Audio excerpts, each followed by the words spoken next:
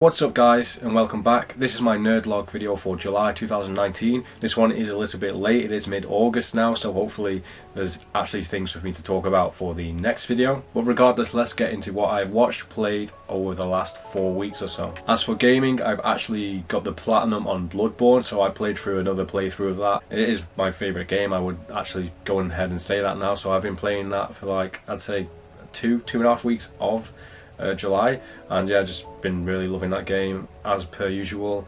Been taking a lot of cool screenshots on there. I've actually set up a separate Instagram account for like Soulsborne screenshots, so if you want to check that out, I will leave the link in the description below. It's been such a long time since I actually played Bloodborne. Like, I always remember loads of big moments, but there's so many things that I'd forgotten, especially within the DLC, and just I would go and say to anyone, just go out and try Bloodborne or at least one of the Dark Souls games. I think they are my favourite type of games. I could play them over and over again, and yeah, so I got the platinum, and that's actually my first platinum on any PlayStation game I've ever had, so yeah, I don't know what stopped me from getting them before, but this was the first one, and what a game to celebrate that with, because it is my favourite game. I also started playing Borderlands: The Handsome Collection on co-op with my girlfriend, and it's the first time I've played either of the two titles, so I'm playing through Borderlands 2 most of the month, and we haven't got too far into it, I think, because it's quite a lengthy game and it's got all the DLC included, but I am enjoying it. I'm enjoying playing it co-op because I did play the entirety of the first Borderlands game on my old laptop on single player, and that just wasn't the best way to experience that game, so this time I'm having a lot more fun. I'm just trying to find the time for us both to actually sit down and enjoy it. So yeah, Borderlands, I'm enjoying it, and hopefully I get to finish it at least by the time they bring crossplay into Borderlands 3, because I'm looking forward to playing that on the PC with someone on PlayStation or Xbox, because they have said that they are going to work on that, and I think that is going to be the future of multi-platform gaming, that you can play with anyone on any platform, and I think Borderlands would be a really good way to show that off. Now, one of the only full games that I did finish in this month was Life is Strange Before the Storm. I love the first game, but it had been ages since I played that one, so I was kind of hazy on some of the details, but yeah, this is a prequel to the original Life is Strange. It's called Before the Storm, where you play as one of the main characters, Chloe Price, and it's more about her relationship with her friend Rachel Amber, and it does tie into the plot from the first film, but this one is more just about them two just messing around, and like the sort of Twin Peaksy vibe of like everyone's up to trouble and there's things going on in the town that you don't understand. And yeah, it was a really enjoyable game. It's quite emotional, and I really loved the beginning scene in the club with this band called Firewalk, which is obviously a reference to Fire Walk With Me, and it's just a really hardcore punk band, and that was a really badass way to start this game. Next up, which is not surprising as I played Bloodborne, I've actually been playing Dark Souls 2 again. Now, I originally played the Dark Souls 2 on the PC when it came out, but I never played the Scholar of the First Sin edition, which kind of upgraded the graphics and some of the engine and just some of the mechanics and different enemy placements and things like that, and I never played that one, and I never played the DLC for Dark Souls 2, so this has been my first time playing through it in a much better experience with all the DLC, so I've been really enjoying it as well. A lot of people say this is like the worst one in the franchise, which I wouldn't disagree with, but I don't think it's a bad game. A lot of people think it's just like an outright bad game, but I love it. I love the fantasy aspect of Dark Souls 2, whereas 1 and 3 are very like gritty medieval sort of horror sort of vibes, and this one has a lot more colourful dragon sorcery vibes in it, if you understand. And I just love Dark Souls 2, and I've been having a really good time playing through it again, because it's probably been the one I've played the least in the last, say, I don't know, 5 or 6 years, however, since I started playing these type of games. Last but not least on this list is more of an expansion. I didn't want to start too many new games, so I've been going back to older games I started or finished like years ago, and if they've got like an expansion or DLC, I've been playing those. So with this one, I started playing the DLC for Batman Arkham Origins called Cold Cold Heart. I did start this years ago, but it crashed and I lost my save, so I just gave up.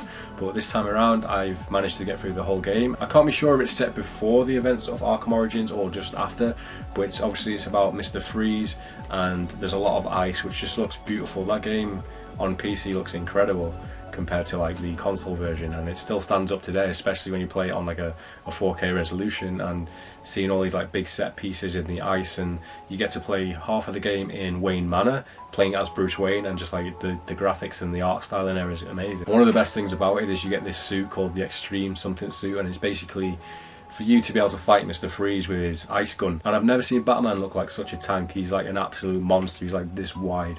But yeah, I got through that. It was probably only about, say, 3 hours long, and I really enjoyed it for what it was. I do need to go back to Arkham Knight and play the DLC for that also. So that's all I really played. I played some multiplayer games throughout the month, but nothing too interesting to talk about. So that's all I played for the month of July. So let's get on to the TV series that I watched in July. Stranger Things Season 3.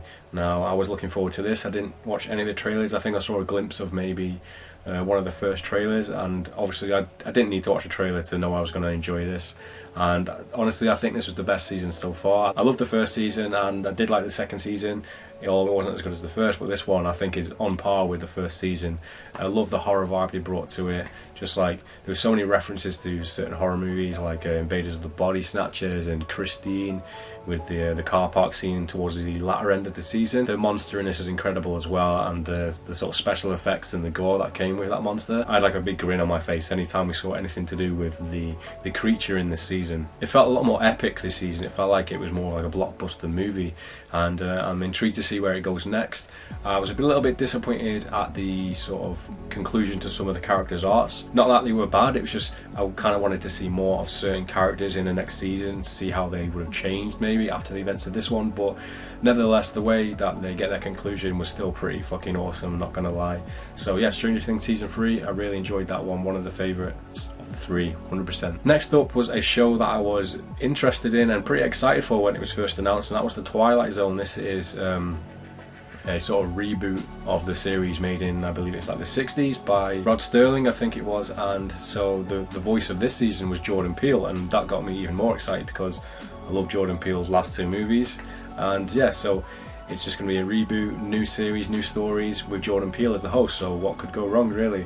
And I will say a lot went wrong with this show. Some of the episodes were pretty good, some of them were average. A lot of them were just so full of like agendas and things which got in the way of the actual plot of the story, and some of the stories just were really paper thin with some cool cinematography. And I will say, like, the way they were all shot looked really awesome. There's really cool cinematography and imagery in them, but just the story was just it was just too heavily hitting on all these like agendas which just took away from the show for me. But I will say that the finale of the season, I really enjoyed that episode. I thought that was like a really good episode, which if all of the season was more like that, it would have been great. So I'm hoping the second season, which has been greenlit, takes a note from that last one and what people actually liked about that, and just improves it in the second season, because I do think there has potential for it to be a good show. It just fell by the wayside with all the agendas, and just I don't know what it was. I didn't enjoy it as much as I thought it would be, besides that final episode. Scream Resurrection. Now this is the third season in the Scream TV series, although it's more of a reboot.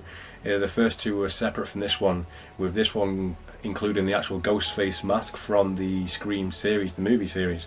And it was a whole new setting, whole new characters, and a whole new story. So I was kind of excited about that when we first heard about it, because we're getting the Ghostface back and it's a reboot, so it might even be set in the same universe as the movies. When it came out, there was just so much trouble behind the scenes about when this was coming out, and delays, and if it got scrapped and rebooted over and over again. And it kind of just came out of nowhere that it was going to be released within like a week or two after its announcement. So in a way that was kind of good that we didn't have to wait too long. But what we got was, to be honest, I did enjoy it. I did enjoy it as it went on. The first couple of episodes were a bit annoying. The characters, the things they were saying, and the writing was just things that irk me in shows is when like logic and realism just aren't there, and it's just things being said and done to like pass the plot on. I hate when things like that happen, and this show was just doing stupid things all over the place. So it did lose a lot of points for me in that aspect, but I thought the kills in this were pretty good, and the story overall, without the writing like getting in the way in the dialogue, it wasn't too bad actually, and by the end of it I did enjoy it. But you could definitely feel like a drop off in quality, or like people helming this didn't feel like they were fans of the movie, or that they were trying to create anything even remotely close to the movie's story. But at least it was only 6 episodes, so I didn't have to endure like 13 episodes of dragged out plot elements like a lot of these shows these days. Okay, I'm not sure if I mentioned this in the last one, but I restarted watching Twin Peaks again, which is one of my favourite shows, and we pretty much binge watched the whole second half of the show. We watched like all of the end of season 1 and season 2, which is a ridiculous like 22 episodes long or something for a show back then. So we got through it all. I still really enjoy it, but I do find that the episodes like 15 to 30, it just goes its own little weird plot lines which aren't that interesting. It kind of drops off after you know about the whole Laura Palmer case. So we finally got through that. So we started watching Twin Peaks season 3. For next month's video, we're going to be talking about that because hopefully I'll finish it again by next video. Now, more on a positive note here, I'm going to end with another TV series which I really did enjoy this month, or last month, which was American Horror Story Apocalypse. For some reason it's taking me so long to catch up to this show, but I'd heard good things about it, and with it being sort of like a mix mash of Coven and Murder House and maybe a couple of other things as well, I was interested to see how they would all play into each other, and they did a pretty good job overall of it, because I wasn't really that into Coven, and Murder House, I loved the first season, so I was hoping to see the balance be more in the Murder House aspect, but it seemed to be more about the Coven, and I just really loved how it all played out. Although it's called Apocalypse, it seems to be a lot before the apocalypse leading up to it, so you don't really get to see these like barren wastelands and just nuclear radioactive people and stuff like that. It's more about what happens in the lead up to that, and the character of Michael Langdon, who is like the main sort of antagonist of this season, was really good. He's basically the son from Evan Peters' character in Murder House, who is like this demonic entity, and I really loved just his character was really interesting, like his struggle with morality and what he should do with being Antichrist, and I really did enjoy it. It was quite funny in parts, and I think it's one of the strongest seasons we've had in quite a while in American Horror Story, and I'm really looking forward to see what they do with American Horror Story 1984, which is based at a summer camp like Friday the 13th, so that's definitely my kind of vibe. Okay, on to the movies now. I watched 2 films in the Conjuring universe this month, which was the Conjuring, the first one, which I really love. I think that is one of the best sort of horror films we've had in, say, the last 5-10 years. I'm not sure when it came out, but out of all those type of films like Sinister, The Conjuring and Insidious, I think that's one of the strongest ones. So I watched that one late at night in like a creepy house with a basement and got pretty scared afterwards. So yeah, I love The Conjuring. And the second movie that we watched on the Conjuring universe was the first Annabelle movie, which for the most part I'd say the first half of that movie is pretty good. It's pretty jumpy, but after that it kind of just falls to pieces, and I think it's possibly got one of the worst conclusions, endings in a horror movie I've seen in a long time. It just goes nowhere. So but I had heard that Annabelle Creation, the second one, was a lot better. I think the next movie I watched was the only film I'd seen in the cinema this month, which was Midsommar, which is the new film by Ari Aster, the guy who made Hereditary, and I didn't watch any trailers. All I knew, it was about some kind of like pagan-y cult in Sweden, and the poster was really colourful, and yeah, that's all I knew going into it, and I absolutely loved that movie. It was a proper mind trip. It wasn't as scary as Hereditary. I wouldn't really say it was even a horror movie. It was more like a psychological sort of breakup movie, but the cinematography was beautiful, and just all the fucked up things that happened in that movie. I really enjoyed Midsommar, and I'm hoping we do get to see this like 3-hour cut of it, which has got even more messed up stuff, because I do feel like a lot of the lore and things built up in that film, which is seen like all the tapestry, I feel like there's lots of explanations they could have and more things to show. So yeah, I really did enjoy Midsommar. I actually watched The Conjuring 2 as well. I can't remember if I actually mentioned The Conjuring in my last video, but I watched The Conjuring 2 with all these high hopes, because I heard that one was even better than the first, and it was set in London, and it didn't hook me. I don't know why I wasn't really into this one as much. I think the setting, I didn't feel scared about it, because the first one is set in more like an isolated sort of like big country house, and this one was set in like a flat in London somewhere. I don't know what it was about this one, but I just didn't find it as scary. I think it was more the focus on Lorraine and Ed Warren. They focused too much on them rather than the family, so I was seeing all these moments of them just being all lovey-dovey and going through their troubles, but I really wanted to see what was going on at the house with the ghosts and stuff. Overall, it wasn't bad. It was definitely better than Annabelle, but I think the movie after it was actually better, which I watched not too long ago in August, so that will be in my next video. I watched an animated film in July, and that was A Silent Voice, or A Voice of Whispers, or it's got multiple names, but the one I saw it as was A Silent Voice, and it's a Japanese movie. I'm not sure what studio it is, but it was very much along the lines of Your Name, which I love. That's one of my favourite animated movies. And this one focuses on some kids really, and one of them is a girl who can't really speak. She uses sign language, and it's about a guy who kind of bullies her in sort of primary school, and he grows up and he has a bunch of regrets about what he's done with his life, and he meets her again and he tries to try and make up for it. So the whole movie's based on him trying to change his ways and make up for the things he'd done. And it was a really good movie. It kind of teetered off towards the end of the movie, but it was still really enjoyable and had like a lot of heart in it. I wouldn't go as far as saying it was as good as Your Name, but I definitely think it's worth checking out. I think it's on Netflix. It's called A Silent Voice, I think, on there. That's we're watching the TV series Twin Peaks. After we finished the show of season 2, we watched Twin Peaks Fire Walk With Me, which is the movie which got absolutely panned by the critics when it came out because it's so confusing, I guess, with all the different, just the weird things that pop up, all the crazy like ghosts and the scenes with people hopping around with big noses, and there's a lot going on in that film which I feel like you have to watch the missing pieces, which is sort of like the deleted scenes, to understand what's going on. But I think it's definitely like a powerful movie, and it goes very dark. Like the show has a lot of humour in it, and this one is just pure like horror at parts.